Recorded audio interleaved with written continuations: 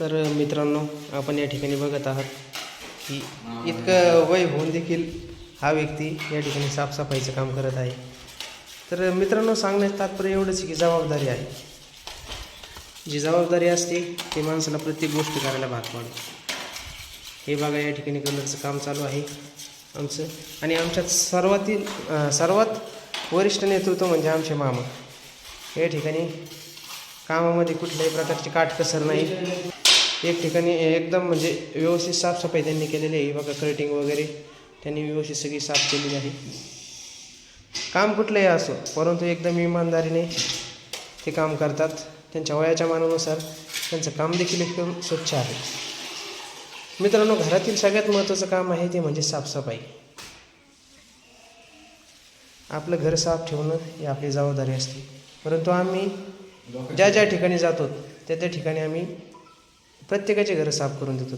जिथं जिथं कलरचे डाग पडतील ते सर्व डाग आम्ही काढून देतो, कारण हे आमचं कर्तव्य आहे. हे बघा, या ठिकाणी ज्या पद्धतीने आम्ही पुट्टी भरतो त्याच पद्धतीने आम्ही साफसफाई करत असतो. कलर साधा होता त्याच्यामुळे एवढी काय अडचण आली नाही. परंतु या ठिकाणी लस्टर किंवा रॉयल जर कलर असता मित्रांनो, तर या ठिकाणी साफसफाई करायला खूप मेहनत घ्यावी लागते, खूप त्रास होतो. परंतु तरी देखील आम्ही न थकता न घाबरता या ठिकाणी काम करतो. खूप कष्ट करतो, खूप मेहनत करतो.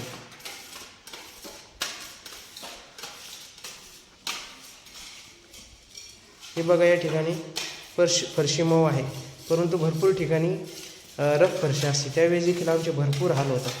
परंतु तरी देखील आम्ही त्याची व्यवस्थित स्वच्छता करून देतो. तुमचं घर हे एकदम कलरफुल आणि स्वच्छ राहावं हीच आमची या ठिकाणी प्रामाणिक अपेक्षा असते. हे बघा, आमचे मामा या ठिकाणी एकदम स्वच्छ करत आहेत परिसर. या ठिकाणी फरशी हे सगळं स्वच्छ करून झाल्यानंतर या ठिकाणी ते झाडू देखील मारतील. झाडू मारल्यानंतर हे जे रूम आहे ते सर्व साफ होणार आहे.